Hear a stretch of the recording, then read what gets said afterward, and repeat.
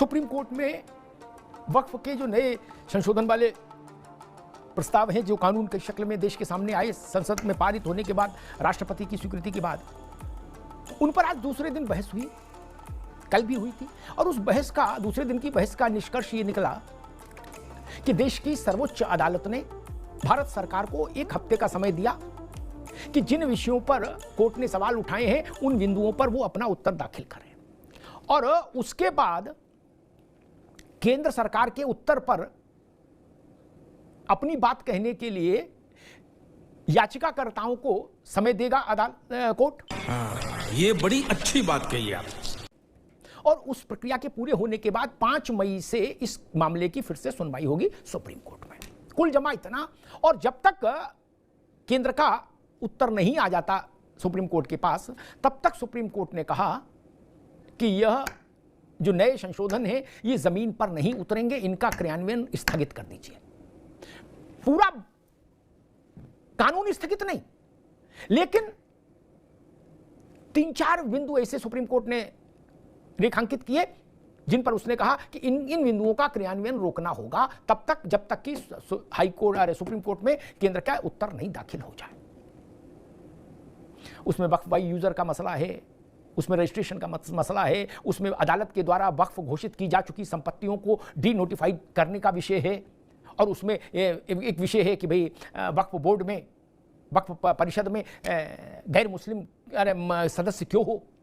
इन सब पर कोर्ट ने, और जिला अधिकारी को यह अंतिम अधिकार क्यों हो कि वो तय कर दे कि कौन सी जमीन वक्फ की है, कौन सी वक्फ की नहीं है। इन सबको स्थगित कर दिया सुप्रीम कोर्ट ने।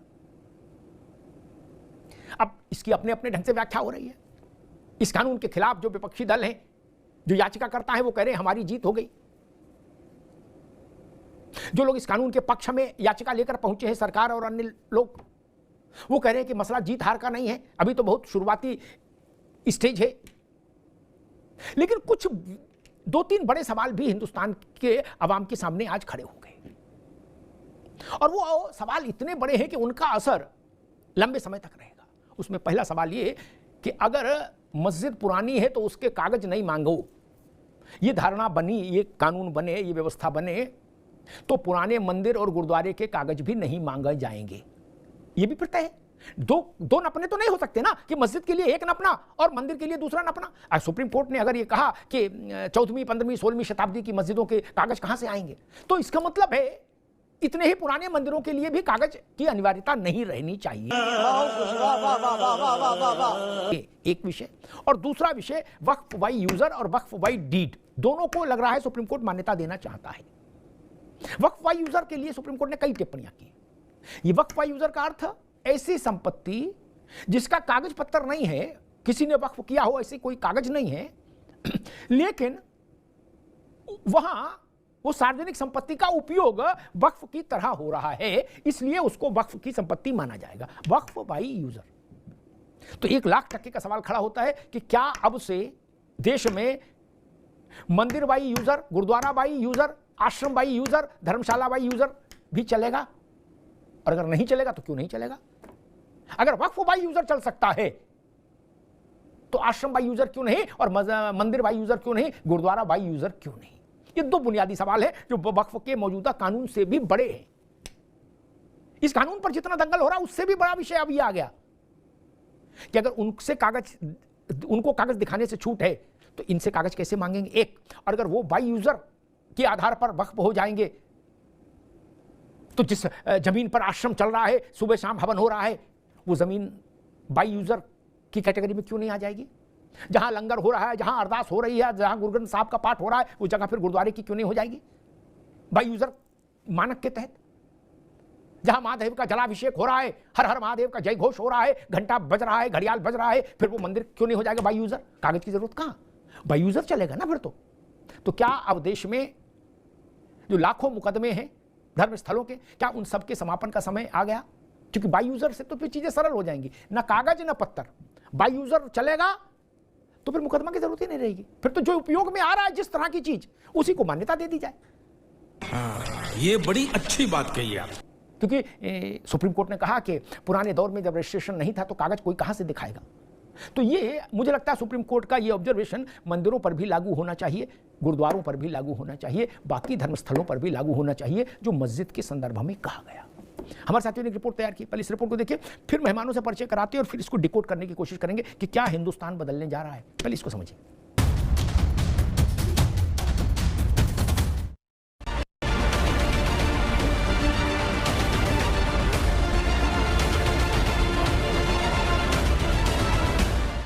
देश की सबसे बड़ी अदालत के आंगन में जा पहुंचे वक्फ कानून पर दूसरे दिन की सुनवाई के बाद सुप्रीम कोर्ट ने बड़ा आदेश दिया है।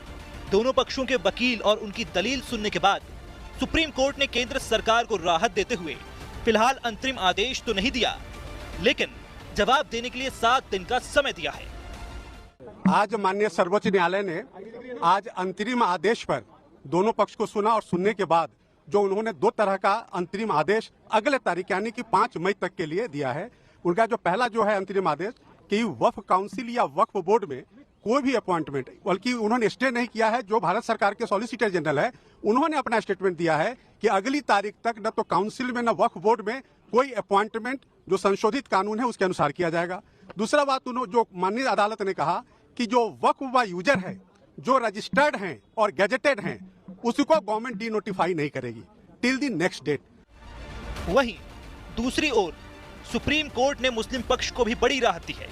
कोर्ट ने अगले आदेश तक यथास्थिति बहाल करने को कहा है। वक्फ बाय यूजर के साथ ही सुप्रीम कोर्ट ने नए कानून के तहत वक्फ बोर्ड और काउंसिल में किसी भी तरह की नियुक्ति पर रोक लगाई है। फिलहाल मुस्लिम पक्ष इसे बड़ी राहत मान रहा है।